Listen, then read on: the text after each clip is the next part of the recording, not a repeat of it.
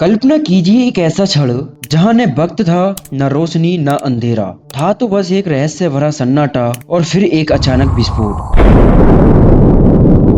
ये विस्फोट इतना शक्तिशाली था कि इसमें एक पूरा ब्रह्मांड समाया हुआ था। दोस्तों, आज की इस वीडियो में हम बात करने जा रहे हैं कि इस ब्रह्मांड का जन्म कैसे हुआ, सूरज का जन्म कैसे हुआ और जिस पृथ्वी पर हम सब लोग रहते हैं इसका जन्म कैसे हुआ। एक टाइम पर ये पृथ्वी एक आग का गोला हुआ करती थी और एक टाइम पर पूरी बर्फ की सफेद चादर हुआ करती थी। दोस्तों, वीडियो में आगे बढ़ने से पहले वीडियो को एक लाइक करके चैनल को सब्सक्राइब जरूर कर दें और साथ ही बेल आइकन की घंटी को भी प्रेस कर दें। दोस्तों, 450 करोड़ साल पहले जिस जगह आज हमारा सौरमंडल है, वहाँ विभिन्न प्रकार की गैसें और धूल के बादल हुआ करते थे। वैज्ञानिकों के मुताबिक धूल के बादलों से दूर एक तारा हुआ करता था। वक्त के साथ साथ उस तारे की ऊर्जा कम होने लगी, जिसके कारण उसके अंदर एक विशालकाय विस्फोट हुआ। इसके बाद धूल और दबाव में गर्मी के कारण ये बड़े उल्कापिंड और पत्थरों में परिवर्तित होने लगे और इसी दबाव की वजह से इन बादलों में स्थित रेडियो एक्टिव पदार्थ ने ग्रेविटी का निर्माण किया और इस ग्रेविटी के कारण बीच में हाइड्रोजन और हीलियम इकट्ठा होने लगी। बीच के इस भयंकर दबाव के कारण एक विशालकाय विस्फोट हुआ और इसी विस्फोट से हुआ हमारे सूरज का जन्म। अंतरिक्ष में फैले एस्ट्रॉयड यानी क्षुद्र ग्रहों में भारी वजन की वजह से सूरज के करीब आकर सूरज की परिक्रमा करने लगे। धीरे धीरे इन क्षुद्र ग्रहों में भारी टकराव हुए, जिसके फलस्वरूप मरकरी, वीनस, अर्थ और मार्स जैसे ग्रहों का निर्माण हुआ। वैज्ञानिकों के मुताबिक उस वक्त पृथ्वी और मार्स के बीच यानी मंगल ग्रह के बीच एक थिया नामक ग्रह सूरज की परिक्रमा करता था। पृथ्वी पर ग्रेविटी होने की वजह से सूरज की परिक्रमा करने वाले ग्रह अब पृथ्वी की परिक्रमा करने लगे थे और धीरे धीरे करोड़ों सालों तक यह पृथ्वी पर गिरते रहे और ऐसी ही घटना हमारे पड़ोसी ग्रह थिया पर भी हो रही थी, जिसके कारण थिया पृथ्वी के और करीब आने लगा और आकर पृथ्वी से टकराया।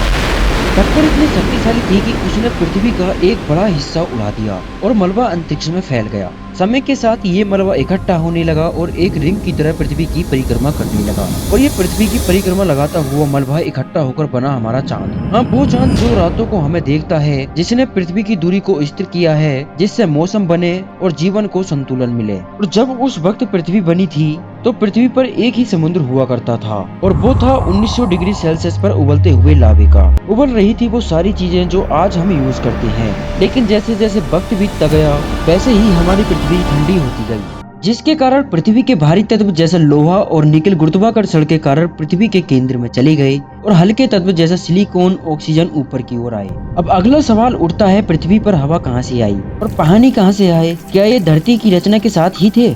जवाब छुपा है उन्हीं उल्कापिंडों में जो लाखों सालों से पृथ्वी पर लगातार गिर रहे थे। इन्हीं उल्कापिंड के अंदर छुपा था सॉल्ट, मिनरल्स, वाटर और साथ ही कई प्रकार की गैसें। जैसे जैसे ये गैसें बाहर निकली बनी हमारी पहली हवा। ये हवा सांस लेने लायक नहीं थी, लेकिन ये एक शुरुआत थी। अब आती है बारिश। धरती ठंडी होती रही और जलवाष्प बादलों में बदल गया और फिर शुरू हुई बारिश। सालों साल लगातार इन बूंदों ने लावा को ढक दिया, गड्ढों को भरा और बना दिया हमारा महासागर। लेकिन कुछ वैज्ञानिक मानते हैं कि उल्कापिंड और धूमकेतु भी पानी लेकर आए, क्योंकि उनके अंदर बर्फ होती है। समुद्रों की गहराई में वहाँ जहाँ सूरज की रोशनी भी नहीं पहुँचती, जहाँ सिर्फ अंधेरा था और दबाव इतना था कि वहाँ इंसान का अस्तित्व संभव ही नहीं। उस वक्त वहाँ कुछ अजीब हो रहा था।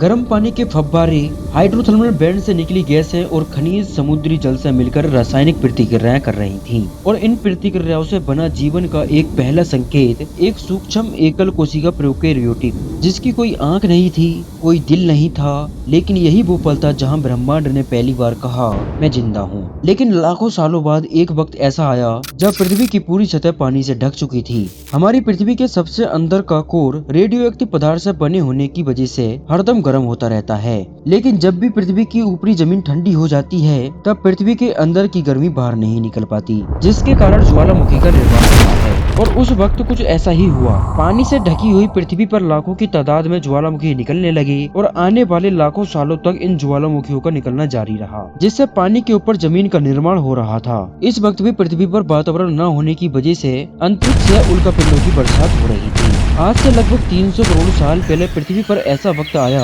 जब पृथ्वी का वातावरण लगभग स्थिर होने लगा था। ज्वालामुखी निकलने धीरे हो गए और पृथ्वी का एक दिन 12 घंटे का हुआ करता था। साल बीतते गए, धीरे धीरे ये जीव विकसित होते गए और समुद्र में रहने लगे। अब से लगभग 250 करोड़ साल पहले साइनोबैक्टीरिया नाम के छोटे जीव सूरज की रोशनी को ऊर्जा में बदलना सीख गए और इसके साथ ही बनने लगी ऑक्सीजन। पहले ये ऑक्सीजन जहर जैसी थी क्योंकि उस समय के जीवन को उसकी आदत नहीं थी, लेकिन समय के साथ यही ऑक्सीजन बनी जीवन की नई सांस। समय के साथ वायुमंडल बदलने लगा, समुद्रों में ऑक्सीजन घुलने लगी और धीरे धीरे जीवन जटिल होने लगा। इसके बाद मल्टीक्यूलर जीव जो अब सोचते थे, हरकत करते थे। अब तक जीवन समुद्र की गहराई में था। सूक्ष्म शांत जीव धीरे धीरे विकसित हुए, लेकिन जैसे जैसे ऑक्सीजन वायुमंडल में फैली, जीवन ने जोखिम उठाना शुरू किया। कुछ जीव जटिल हुए, उनकी कोशिकाएं अब सिर्फ खाने के लिए ही नहीं बल्कि सोचने के लिए भी बनी थीं। और आने वाले हजारों साल बाद वायुमंडल में ऑक्सीजन की मात्रा बढ़ती रही, जिसकी वजह से पृथ्वी के ज्यादातर हिस्सों में यह जीव फैल गए। और फिर हजारों साल बाद एक वक्त ऐसा आया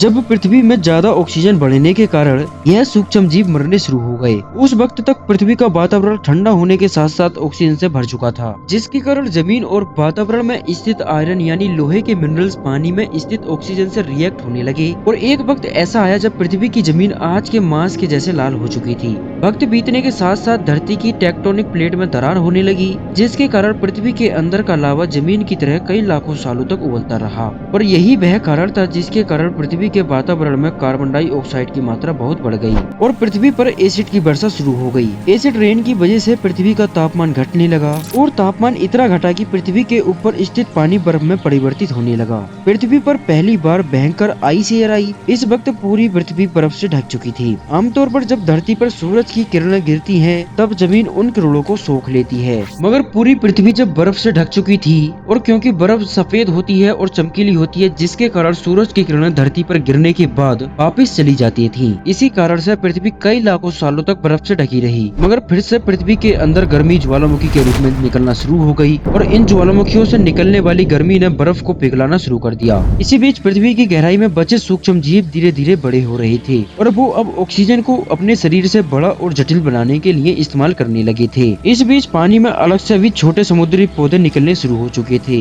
वहाँ जैसे जैसे ज्वालामुखी निकल रहे थे, वैसे वैसे वातावरण कार्बन डाइऑक्साइड की वजह से गर्म हो रहा था। वक्त के साथ साथ बर्फ तो पिघलने लगी और इसी कारण से समुद्री जीव वातावरण की वजह से धीरे धीरे विकसित हो रहे थे। इस बीच कई सारे जीव और समुद्री जंगल विलुप्त हो गए, मगर जो बच गए वह धीरे धीरे पृथ्वी के बदलते तापमान के हिसाब से ढलते गए और अब हजारों सालों बाद समुद्री पेड़ बर्फ की वजह से पूरी तरह से मरते या सूखते नहीं थे। अब सूक्ष्म जीव समुद्री जीव बन चुके थे। धीरे धीरे वातावरण में ऑक्सीजन की मात्रा बढ़ने लगी और पृथ्वी पर होने वाली एसिड की वर्षा कम होने लगी। वातावरण में ऑक्सीजन की वजह से पृथ्वी की ओजोन लेयर मोटी होने लगी और आज से लगभग 55 करोड़ साल पहले पृथ्वी की ऊपरी सतह पर पहली बार मोसोस नामक प्लांट उगना शुरू हुआ।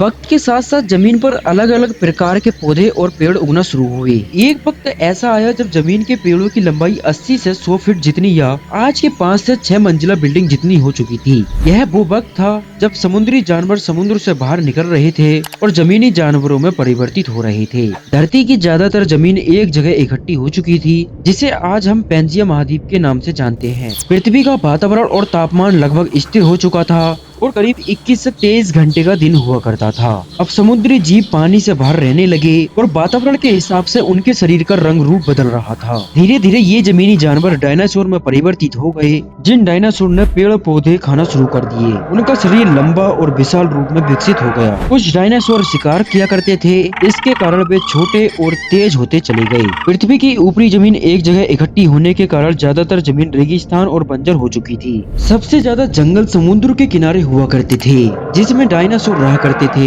आज से लगभग 50 करोड़ साल पहले पैंजिया महाद्वीप टूटना शुरू हो गया। पैंजिया के 2 भाग में टूटने के कारण पृथ्वी के ज्यादातर जमीन पानी के संपर्क में आने लगी। इसके फलस्वरूप पृथ्वी पर हरियाली बढ़ती गई, जिस वजह से डायनासोर और ज्यादा विभिन्न और विशाल होते चले गए। डायनासोरों ने 20 से 30 करोड़ साल तक पृथ्वी पर राज किया। उस वक्त डायनासोर समुद्र से लेकर और आसमान तक पूरी पृथ्वी पर राज किया करते थे। इस दौरान अफ्रीका से टूटा भारत सीधे आकर आज के तिब्बत से टकराया और इस टकराव की वजह से हिमालय का निर्माण हुआ। आज से लगभग 8.5 करोड़ साल पहले पृथ्वी की तरफ आज के माउंट एवरेस्ट से भी बड़ा 4.5 लाख करोड़ जितना वजन या उल्का पिंड लगभग 80,000 किलोमीटर की रफ्तार से पृथ्वी की तरफ आ रहा था। पृथ्वी की सतह को छूते ही उसमें भयंकर आग लगी और वो जलते हुए सीधा पृथ्वी से टकराया।